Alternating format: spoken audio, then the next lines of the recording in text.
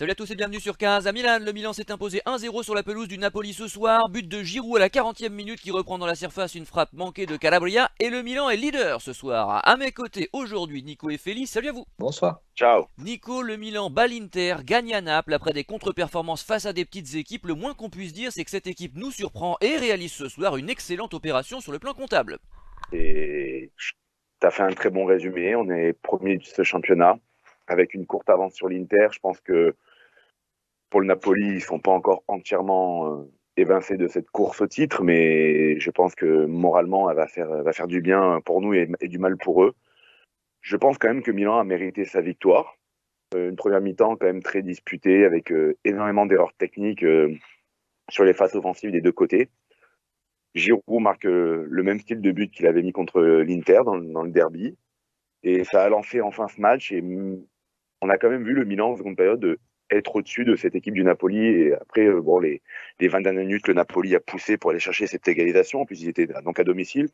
Mais au final, les meilleures occasions, même après, sont pour le Milan avec une frappe de Théo, le face-à-face raté de Saelemaekers. Et je sais que on en parle beaucoup ici. Je crois qu'il y avait Roland et je crois Félix, peut-être aussi Aristide, qui avait dit que le titre, ils y croyaient pas. Et c'est vrai que c'est difficile d'y croire parce qu'on voit quand même que cette équipe a que notre équipe a des carences. Mais Mais Roland quand ne à 10 peut journées, pas croire au titre, c'est dans ses gènes. C'est impossible pour lui d'imaginer que le Milan puisse être champion.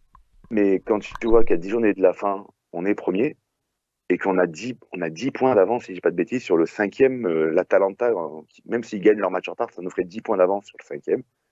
On n'a plus rien à jouer à part le titre. Pour moi, la place pour la Champions League, elle est assurée. Maintenant, le club doit le dire ouvertement euh, et jouer pour essayer de gagner ce Scudetto. Et peut-être que ce Milan réussira ce qu'a fait le Milan de Zaccheroni en 99, être champion un peu à la surprise générale. Et souvent, c'est les plus beaux titres quand tu t'y attends pas. Mais en tout cas, moi, j'y crois dur comme fer et j'étais comme un fou devant ma télé ce soir. Parce que tu sens qu'il y a de la place et j'espère qu'on ne regrettera pas ces points perdus contre la Salernitana et l'Udinese la semaine dernière. Parce qu'il y a de la place et je ne pense pas que l'Inter terminera à 10 points devant nous. Donc il faut que cette équipe se batte. En tout cas, on a le mental, même si on voit qu'on a des joueurs quand même qui sont peut-être pas au niveau, comme on va y venir après, dans les individualités. Mais en tout cas, cette équipe a du mental et à raison d'un match par semaine, on doit pouvoir le faire. Enfin, en tout cas, essayer. Et ce fameux titre du Tzak avec le 3-5-2, le 3-4-3 même de mémoire, c'est l'Argentin Guglielmin Pietro qui nous avait permis de remporter ce titre et a marqué le but décisif, on s'en souvient, en 99. Il y avait la concurrence de la Lazio, c'était encore un beau championnat d'Italie, très agréable à suivre. Il l'est beaucoup moins aujourd'hui et c'est vrai qu'on s'étonne toujours que le Milan, qui perd des points comme tu le dis face à des petites équipes, soit leader du championnat. C'est tant mieux pour nous, on est très heureux bien sûr, mais on s'étonne, on s'interroge sur le niveau des adversaires, des concurrents surtout. Mais Feli, quel contraste, si on revient au match, quel contraste entre cette première mi-temps sans occasion et une fin de match un peu folle où ça allait d'un but à l'autre. Oui, alors moi je trouve pas que le match était particulièrement fou. Moi, il me rappelle pas mal le match à l'aller où justement Naples avait réussi à nous battre de la même façon qu'on l'a fait ce soir, c'est-à-dire avec le plus petit des résultats, 1-0. Alors oui, à la fin, il y a ce but annulé qui a fait des controverses par la suite, puisqu'on ne sait pas si Giroud était en jeu, pas en jeu, enfin bon, bref. Mais moi, ça me fait penser à ce match-là, un match où deux équipes, franchement, moi, j'ai trouvé moyenne. Hein. Et je vais revenir sur ce que vous avez dit. Là, pour moi, c'est le Scudetto de la médiocrité. Hein. On est clairement là-dessus parce que ce soit l'Inter, Naples ou nous-mêmes. D'ailleurs, moi, vous le savez, je ne crois pas vraiment à la course au titre, mais quand on voit qu'on est premier, effectivement, on peut se dire pourquoi pas. Mais franchement, c'est pas en balance ce qu'on voit. Et je trouve que l'année dernière, la saison dernière, et puis même toute la période Covid, toute l'année 2020, en général, on était Absolument. beaucoup plus flamboyant et beaucoup plus, je dirais, il y avait plus d'attache dans cette équipe. Là, on sent une équipe fatiguée qui traîne la patte, mais qui arrive hein, finalement, et c'est tant mieux. Et on sait qu'on a beaucoup plus de facilité dans les grands matchs. D'ailleurs, cette saison, à part justement ce match contre Naples à l'aller où on perd 1-0, et on aurait pu d'ailleurs faire match nul, on a gagné tous nos matchs, ou alors on a fait match nul contre tous les gros cette saison. On n'a perdu aucun match contre un gros. Les matchs qu'on perd, c'est les matchs contre des petits clubs. Et c'est pour ça aussi que notre calendrier, là je suis en train de le regarder, je trouve qu'il est particulièrement difficile parce qu'on a encore à affronter toutes les équipes un petit peu agaçantes où on a l'habitude de tomber, et notamment la dernière journée où on affronte Sassuolo, hein, et juste avant ça l'Atalanta. Donc deux équipes qui savent nous faire du mal, et je parle même pas de la Fiorentina encore à affronter et de l'AS Vérone. Ça, c'est vraiment les quatre équipes qui, je sens, vont vraiment, vraiment nous agacer. C'est vraiment les 4 dernières journées. Donc bon, moi pour le titre, j'y crois toujours pas. Mais je pense, et ce soir, je pense qu'on peut le dire assez assurément, même si avec cette équipe, on est jamais sûr, qu'on va finir dans la zone Ligue des Champions, ce qui est déjà le gage d'une bonne saison, et notamment sur le point comptable, puisqu'on va arriver à retrouver la Ligue des Champions 2 années de suite. Je pense que ça va faire une bouffée d'air frais. Ça va être pour tous les comptes du club, pour tous les joueurs aussi, parce que on le sait, la Champions League, c'est vraiment un point important pour un club. Mais enfin bon, pour revenir sur le match, moi, j'ai pas été convaincu par ce que j'ai vu, mais l'important, c'est encore une fois, c'est les 3 points. Donc, on va pas se plaindre. C'est vraiment une victoire qui fait du bien. Et même si effectivement, bon, on voit que les équipes devant sont vraiment à la traîne, et on se demande qui va être la moins mauvaise équipe pour gagner ce Scudetto. Alors je vais juste rappeler les occasions parce que je ne l'ai pas encore fait. Côté Napoli, c'est surtout Osimhen qui s'est mis en évidence. Hein. Quel physique ce joueur, c'est vraiment impressionnant comme il peut bouger une défense. Il a frappé sur Maignan à la 51e et il y a eu un rush à angle fermé. Il a buté sur Maignan à la 86e. Frappe enveloppée de Benasser côté Milan, sorti par Ospina, frappe du gauche magnifique à la 55e. Dans la minute de la dernière occasion d'Osimhen à la 86e toujours, frappe de Théo Hernandez repoussée par Ospina, frappe puissante. Et énorme occasion pour Saelemaekers qui vendange face à Ospina à la 94e. Heureusement qu'on mène à ce moment-là. On va passer précisément aux individualités avec l'homme du match de Nico. Bah, moi, l'homme du match, peut-être que c'est aussi un de mes chouchous, mais le match de Théo, défensivement, on lui a souvent fait beaucoup de reproches. Alors peut-être que cette équipe du Napoli aujourd'hui était empruntée offensivement, mais ce tacle qu'il fait aussi en toute fin de match dans la surface, dans les pieds de Dries Mertens, a montré le match de Théo qui a été très juste défensivement et qui a apporté sur son couloir. C'est lui qui délivre la passe pour Saelemaekers. J'ai trouvé très remuant devant et j'ai pas d'erreur à souligner de sa part. Il a réussi à énerver les joueurs napolitains, à les faire sortir un peu de leur match. Et ça fait longtemps qu'on n'a pas vu un aussi bon match de Théo en tout cas dans un très gros match. Voilà. Même si le Napoli n'a pas fait une grande prestation, je rejoins là-dessus Feli. Il dit que c'était pas un grand match.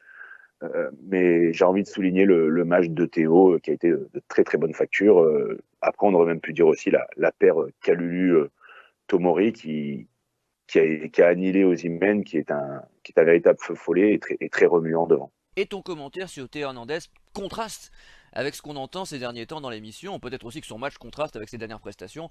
Mais nous allons voir quel est l'homme du match de Feli. Et moi, je trouve que justement, Théo Hernandez, sur ses derniers matchs, revient très bien. Et là, il a pris un carton jaune ce soir, mais ça fait combien de matchs qu'il est sous le coup d'une suspension? Et il aurait pu être suspendu contre la Juve, il aurait pu être suspendu contre l'Inter, il aurait pu être suspendu contre Naples.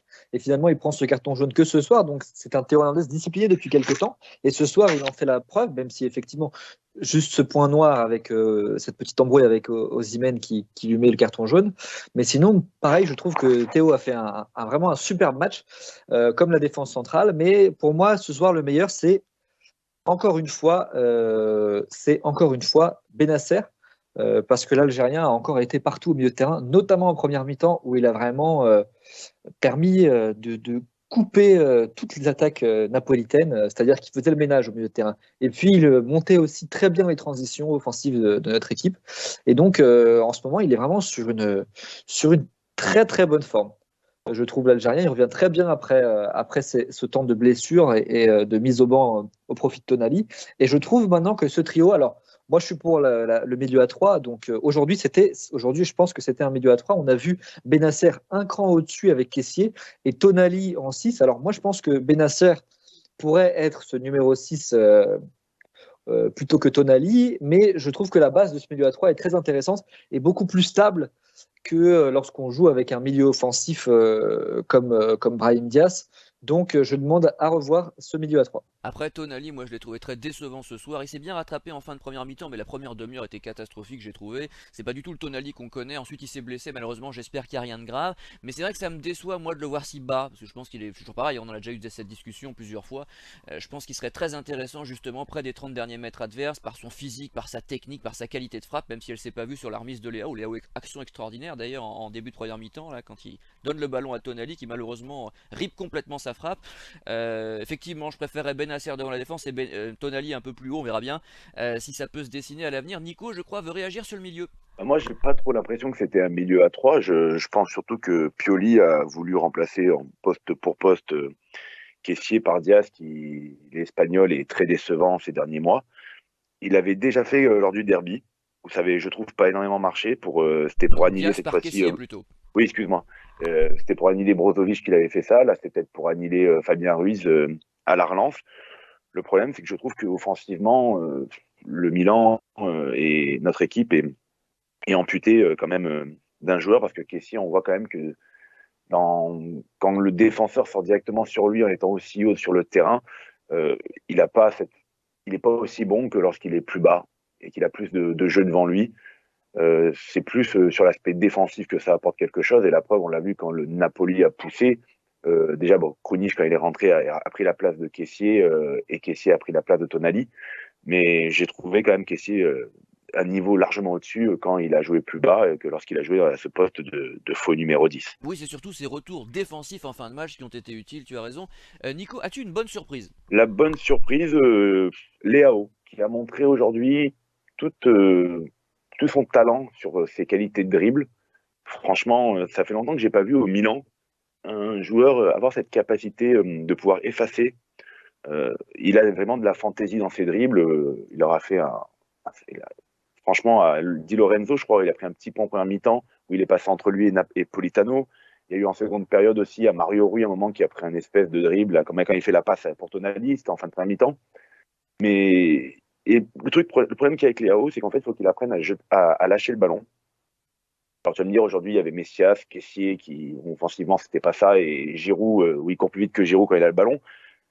Donc le problème qu'il y a, c'est qu'il lâche pas le ballon, et il fait toujours, en fait, souvent, ce dribble de trop.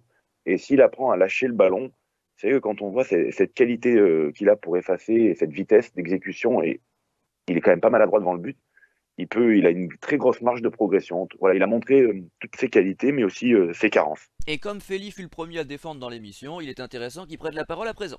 Oui, pour Léao, je ne l'ai pas trouvé si. Enfin, je trouve qu'il a très vite arrêté de courir. Finalement, dès la 55e, 60e, il était vraiment cuit de chez cuit. Et ça fait depuis quelques matchs qu'on le sent vraiment fatigué. En même temps, vu comment il nous a porté pendant un bout de temps, c'est tout à fait compréhensible. Et justement, moi, une de mes bonnes surprises ce soir, c'était l'entrée de Rebic, que j'ai trouvé particulièrement intéressant, surtout compte tenu de ses dernières prestations avec le Milan. Hein. On sait que les dernières rentrées de Rebic, c'était catastrophique. Il n'y avait pas d'autre terme, c'était vraiment terrible ce qu'il faisait. Il donnait la balle à l'adversaire, il perdait tous ses ballons. Et là, ce soir, je le trouvais beaucoup plus engagé, beaucoup plus investi, concentré, et il aurait pu s'octroyer une passe décisive pour Hernandez là sur la fin quand celui-ci bute sur Ospina. Donc une bonne rentrée de Rebic, j'espère qu'il va continuer sur cette lancée-là parce qu'on en a vraiment besoin de notre croate, parce que c'est vraiment un joueur qui en sortie de banc peut faire beaucoup de bien. Et puis surtout soulager un Léao qui semble vraiment fatigué. Et en deuxième surprise, je mets également Kalulu, même si celui-ci n'est plus une surprise. Hein. C'est encore un très très bon match de Kalulu qui ont eu affaire aujourd'hui avec Tomori à un des, si ce n'est le meilleur buteur de Serie A selon moi, le meilleur attaquant d'Italie, parce que c'est le seul, je pense, qui peut tout seul réussir à faire quelque chose indépendamment de son équipe. Hein. On l'a vu, la tactique de Naples. La tactique de Naples aujourd'hui, c'était de balancer des ballons. De toute façon, toute la saison, c'était quasiment ça. Essayer de balancer des ballons pour Osimhen, pour que celui-ci aille les chercher et se débrouille avec ça. Et ce soir, il a eu ses occasions. Il a fait. Je trouve pas qu'il ait complètement été annihilé par la défense parce qu'il s'en est quand même bien sorti, surtout face à deux joueurs quasiment aussi rapides que lui. C'est-à-dire que Kalulu et Tomori, c'est une paire qu'il faut bouger aussi. Et donc Kalulu a quand même fait le taf. Et encore une fois, on tient une pépite qui doucement fait son trou dans ce club, qui joue de plus en plus de matchs, qui peut jouer à plusieurs postes, qui fait jamais de bruit. Et donc Kalulu, pour son professionnalisme, pour son niveau, franchement, c'est un joueur à souligner. Et je trouve que de manière générale, on n'en parle pas assez. Dans l'émission, on le fait. Parce que tu remarqueras que ça fait quelques émissions quand même qu'on dit Kalulu très bon, etc. Et qu'on posait même la question qu'on mettait en question plutôt le choix des dirigeants éventuels de recruter un défenseur central à prix d'or. Parce que finalement, Kalulu peut donner satisfaction et peut assurer le poste. Après tout, pourquoi ne pas donner la chance aux jeunes? Il est très bon, quelle que soit l'adversité. C'est vrai, je suis assez d'accord avec toi. Il est là, c'est un homme en place. J'ai toujours été pour privilégier les hommes en place. Nous passons à la déception de Nico. Moi, j'en ai deux, hein. J'ai le couloir droit, Calabria, Messias, parce que l'Italien a été très mauvais, alors moins mauvais quand même que le Brésilien, mais le Brésilien a tout raté. Il y a eu, oui, un dribble réussi, c'est sur le moment où Giroud se blesse, quand il arrive à éliminer Mario Rui, et qui pour faire la passe à Giroud, sinon il a tout raté, il n'est pas passé une seule fois. Même quand il recevait les ballons, les contrôles étaient approximatifs. Et j'étais là donc à demander l'entrée du Belge, l'entrée du Belge, l'entrée du Belge. Et quand le Belge est rentré, on a vu la différence qu'il y avait, les qualités qu'il avait par rapport à Messias. Ça veut dire le fait d'être virevoltant, de presser, d'apporter, de bouger énormément, d'être quand même meilleur, je pense, techniquement enfin même sûr, meilleur techniquement que le Brésilien. Et quand arrive cette dernière action, qui doit finir au fond. C'est un caviar que lui donne Théo. Il est seul, il a le temps de contrôler, de pouvoir ajuster. Il est en plein centre des cages. C'est un face-à-face, il doit la mettre au fond. Et là, il tire. Même si Ospina la touche, ça semble partir au-dessus de la cage. Et tu te dis, et la première réflexion que j'ai eue, c'est quand je me suis dit, s'il y avait eu le Brésilien, il l'aurait mis au fond. Parce qu'il est beaucoup plus adroit devant le but que le Belge. Et pour finir après et c'est ça, malheureusement, faut le rendre hommage à la personne qui dit ça, c'est la théorie de Roland. En fait, tu sais pas qui est-ce que qui tu veux mettre. Et Calabria a raté aussi beaucoup d'erreurs techniques. J'ai même été surpris que Insigne n'ait pas pris que le Napoli n'ait pas joué du côté d'Insigne, que Insigne ait pris le dessus sur Calabria parce que l'Italien n'était pas dans un très grand jour. Et vu le niveau de Florenzi ces derniers temps, et le niveau de Calabria, je t'avoue que même dès le début de match, j'aurais bien voulu voir quand même Florenzi sur le terrain. Bon, peut-être qu'on verra les deux la semaine prochaine, vu que Théo est blessé, que je pense pas que Ballo-Touré jouera à la place de Théo. Eli. Je vais commencer ce flop par une liste de joueurs. Nico Gonzalez, Zaniolo, Chiesa, Quadrado, Deulofeu, Politano, Berardi, Lozano, Felipe Anderson, Orsolini, Aramou, Candreva, et je vais même me permettre de dire Bernardeschi. Quels sont les points de commun de ces joueurs? Ce sont tous des ailiers droits qui jouent en Serie A, qui sont meilleurs actuellement que nos 3 ailiers droits qu'on a en club, c'est-à-dire Casillero, Saelemaekers et Messias. Est-ce que vous vous rendez compte que le premier de Serie A actuellement possède sans doute la pire paire d'ailiers droits d'Italie? C'est quand même gravissime, parce que là, j'ai cité des joueurs qui jouent dans des clubs qui jouent avec des ailiers, mais sinon, il y a plein d'autres clubs comme Vérone, comme Atalanta qui jouent sans ailier.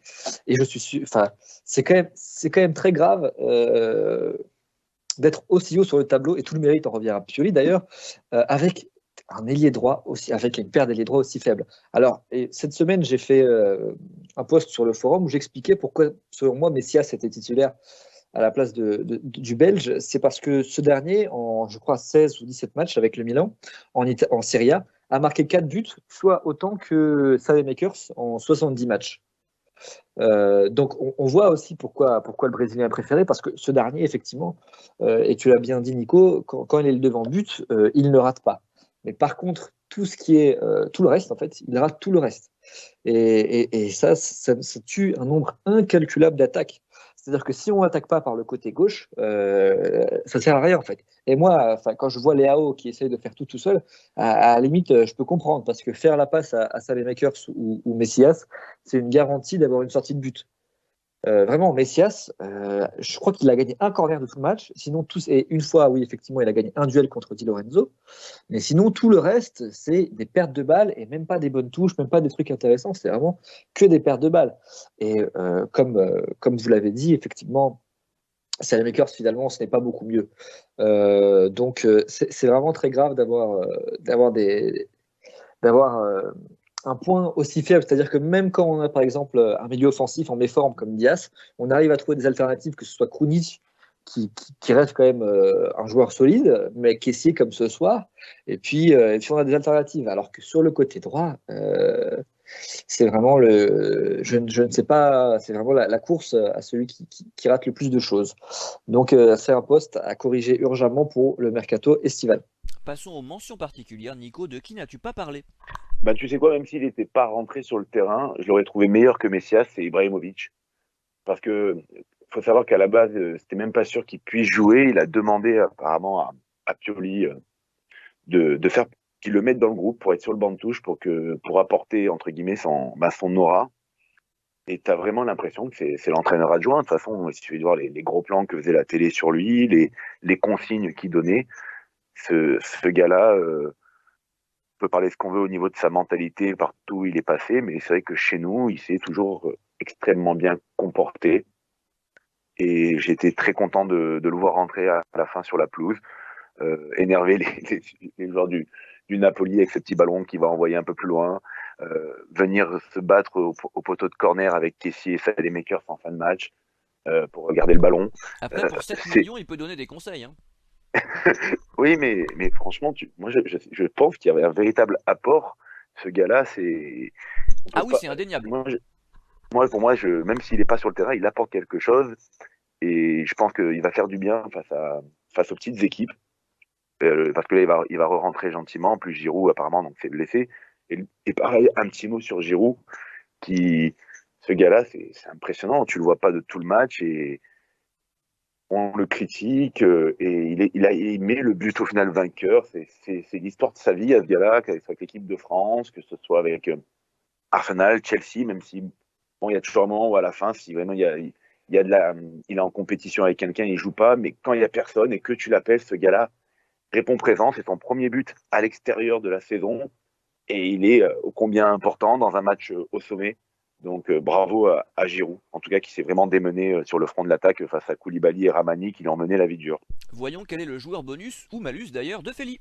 Juste pour revenir sur le Calabria, effectivement, moi je suis complètement d'accord. J'aurais bien voulu voir Florenzi, hein, surtout qu'il avait fait un très très bon match. Pour moi, c'était l'homme du match de notre côté quand on a joué cette semaine contre l'Inter. Hein. D'ailleurs, on n'a pas parlé, mais pour moi, l'Italien était le meilleur sur la pelouse et j'aurais trouvé ça juste qu'il joue ce soir parce que sa qualité de relance, c'est quand même indéniable. Et en l'absence d'un joueur comme Kier, qui était vraiment notre fer de lance derrière, Florenzi, il fait pas mal de bien. Mais ce soir, Calabria lui a été préféré et je trouve qu'il a fait une première mi-temps catastrophique. Alors en deuxième mi-temps, il s'est un peu rattrapé et puis il s'octroie en plus cette passe décisive pour Giroud. Donc c'est tout à son honneur. Mais c'est vrai que je trouve qu'il faudrait considérer un peu plus Florenzi. Bon, de toute façon, la semaine prochaine, effectivement, comme l'a dit Nico, il partira probablement titulaire. Mais pour l'année à venir, je trouve que pour la suite, je trouve que Calabria devrait un petit peu se réveiller parce que depuis son retour de blessure, il peine quand même un petit peu, notamment, alors pas tant défensivement parce qu'il reste toujours solide et puis de toute façon ce soir, Insigne était complètement inexistant, mais surtout au niveau technique et de relance parce qu'on sait que Calabria est capable de faire de longs ballons assez justes, de bonnes passes. Ah oui, on l'a vu meilleur. Ouais, mais depuis qu'il est revenu de blessure, il rate tout ce qu'il propose en termes de relance, il le rate. Donc voilà, j'espère qu'il pourra revenir de plus belle. Et puis effectivement, un petit mot sur Giroud c'est complètement Giroud quoi. Il disparaît pendant tout le match et puis d'un seul coup, il te met ce but de renard des surfaces où il sort du hors-jeu à la seconde près et puis c'est oui effectivement, c'est quasiment la copie conforme du but contre l'Inter. Et au final, on voit que le Français va et nous être très très précieux quand on regarde les points qu'il nous a rapportés, et d'autant plus dans les gros matchs entre ce soir contre Naples et puis évidemment le doublé contre l'Inter. Tu parlais d'Insigne, finalement c'est pas une surprise qu'il soit décevant. Hein. Moi, la dernière fois que j'ai vu Insigne bon, ça commence à dater quand même. Hein. C'est vrai qu'à chaque fois que je vois un match d'Insigne, je le trouve transparent, ridicule même parfois, inexistant. Ça fait partie de ces joueurs, ça comme Immobilier que Mancini ferait bien d'évincer. Malheureusement, c'est pas comme si le vivier, et en tout cas le vivier qui a l'habitude de jouer la Ligue des Champions, on va dire ça comme ça, était très fourni en quantité. Voilà. On va passer au mot de la fin de Nico. Le mot de la fin, c'est pour rejoindre un petit peu ce qu'a dit Feli quand il parlait de notre poste d'ailier droit. Vous savez que Pioli, j'ai beaucoup critiqué, mais ce que fait quand même Pioli avec les blessés, parce que pareil, Feli a parlé de Kier, on oublie, mais Kier était un membre important du vestiaire, un leader sur le terrain, au même titre qu'Ibra, et il est blessé quand même depuis le début de saison. Il s'est blessé, je crois, vers le mois de novembre ou d'octobre, pour tout le reste de la saison. Donc on a eu des blessés. On a un Diaz qui depuis le mois de janvier est inexistant, Ibrahimovic qui n'est plus sur le terrain, qui apporte quand même on a son aura quand il est sur la pelouse, Rebic qui vient de revenir de blessure, et le meilleur buteur du Milan, il y en a 3, pour montrer aussi quand même quand même la qualité d'Ibrahimovic dans cet effectif, c'est Leao, Giroud qui a égalé aujourd'hui, qui a rejoint Leao et Ibra dans le rôle de meilleur buteur du club en championnat. On est à 8 buts pour ces 3 joueurs-là. C'est simple, à Milan, par rapport au classement général des buteurs en championnat, en gros, on a le 16e ou le 17e meilleur buteur du championnat. Et être premier sans avoir un gars qui te plante entre 15 et 20 buts, ça prouve quand même que, je ne vais pas dire qu'on n'est pas là par hasard, mais que cette équipe, elle a quand même des ressources, parce qu'on marque quand même pas mal de buts, donc il y a tout le monde qui marque, et qui nous fait dire que peut-être, qui sait, la saison magique est peut-être là, enfin je l'espère, parce que si on arrive à je sens remporter... poindre de l'optimisme chez Nico, et c'est rare. Ouais. Non, mais il faut, parce qu'au final, je pense que si c'est pas nous qui serons champions, ce sera l'Inter, et ça me ferait du mal de voir l'Inter avoir la 2e étoile avant nous sur le maillot, mais au moins pour aller égaler l'Inter. Et dernier mot pour terminer rapide, à mon pote Flo du Milan Club Vaucluse, le président du Milan Club Vaucluse, qui aujourd'hui est allé tout seul à Naples au match, et qui était il y a 2 semaines aussi à Salerne, et qui dévale actuellement qui bouffe des kilomètres actuellement pour suivre le Milan, et on y sera la semaine prochaine contre Empoli. Tu auras le maillot de Cutrone? Je sais pas, mais ça peut être sympa de voir le retour de Cutrone qui est très loin d'être oublié. Je crois qu'il est souvent remplaçant quand même, c'est Pinamonti qui est le titulaire à Empoli. Mais il joue pas mal quand même, mais souvent remplaçant. Bon, on va demander à Félix en mot de la fin. Pas mal de petites choses, notamment en termes statistiques. Moi, j'ai vu passer une statistique cette semaine qui est assez folle. Avec Orsato, je n'ai pas vérifié, donc je ne peux pas être sûr à 100%, mais avec Orsato, apparemment, on n'aurait gagné que 2 matchs sur les 17 derniers dans lesquels il avait arbitré. Donc c'est vrai que je partais pas vraiment optimiste ce soir. Bon, au final, on gagne, même s'il y a eu quelques moments litigieux, d'un côté comme de l'autre. Pour moi, il aurait pu avoir 2 pénaltys pour chacune des équipes pendant la rencontre. Et autre chose, c'est également la première fois que Pioli gagne contre Spalletti. Donc c'était une soirée assez inédite ce soir, avec pas mal de petits records battus. Pour de quoi croire au Scudetto, moi je ne crois toujours pas. Je l'avais dit lors de l'émission contre l'Inter, pour moi ça allait être eux qui allaient gagner. Mais c'est vrai que je comprends ceux qui y croient, et c'est vrai que c'est pour la première fois depuis longtemps, on est assez proche de ça. Alors si seulement on avait su gérer le mercato de manière un peu plus sérieuse, je pense qu'on aurait été des prétendants très sérieux. Là, malheureusement, ça va un petit peu se jouer au hasard, aux rencontres. Voilà. Ça dépendra aussi des formes contre lesquelles... des formes des équipes contre lesquelles on va jouer, parce qu'on a vu par exemple la Salernitana qui avait changé de coach. On sait quand un coach change, comme je l'avais dit, ça booste un petit peu le moral. Et ils ont fait le match de leur vie contre nous, et puis la semaine d'après, là, ce que j'avais dit lors de l'émission, ils se sont fait bouffer 5-0 contre l'Inter. Bon, j'espère que ça n'arrivera pas. Après, c'est aussi à nos joueurs de savoir tuer les matchs. Évidemment, ce n'est pas pour justifier la performance de nos joueurs, mais bon, c'est des choses qui peuvent arriver et qui peuvent aussi jouer dans le cours d'une saison, notamment par exemple également quand on pense au tout ce qui est autour de l'arbitrage cette saison. On a vraiment eu pas mal de choses qui nous ont bien dégoûtés, notamment je pense contre la Spezia, cette défaite qui reste toujours en travers de la gorge, et également contre Naples à l'aller, où on aurait pu égaliser. Donc c'est ce genre de petites choses qui vont déterminer finalement qui va gagner le Scudetto cette saison. D'ailleurs, vous aurez remarqué que sur les 2 pénaltys litigieux de chaque côté en début de match, il n'y a pas eu d'intervention de la VAR. Je sais pas si ça vous a surpris, moi j'étais assez étonné, je dois dire, parce que c'est vrai qu'en général, ils m'emmerdent ces gens-là, ils rallongent les matchs, ils prolongent les matchs, c'est toujours trop long. Et là, pour le coup, on les a oubliés, donc bon. Et il y avait peut-être, alors, je ne sais pas, sur Benasser, etc., Koulibaly, mais côté Napoli, c'est vrai que cette faute-là, elle était un petit peu litigieuse. Enfin, je ne vais pas rentrer dans les détails, on a gagné. Feli, une petite réaction peut-être?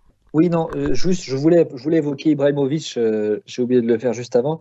Effectivement, son apport mental est indéniable. Et alors, Tu as dit MJ qu'il est à 7 millions par an, oui, mais on parle de plus en plus de le prolonger autour de 2,5 millions par an, ce qui serait finalement assez juste vu le peu de matchs qu'il joue.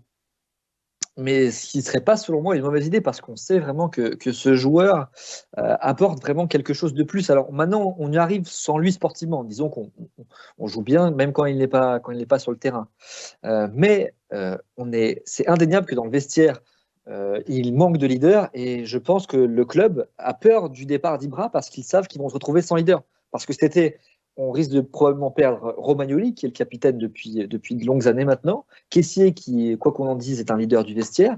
Donc je pense que le club va essayer de tenir Ibra au moins encore une saison avant d'essayer de reconstruire un groupe solide avec de nouveaux leaders, notamment autour de Kier et Florenzi, pourquoi pas. Mais ça ne m'étonnerait pas en tout cas qu'il reste une saison de plus avec un salaire extrêmement rabaissé. Puis surtout, je pense qu'il a envie de jouer la Coupe du Monde avec la Suède, à voir si ce sera possible. Mais enfin, ce n'est pas une piste à écarter. Bien messieurs, merci. On se retrouvera normalement samedi prochain pour Milan Empoli. Bonne semaine à tous. Salut! Ciao. Ciao, ciao.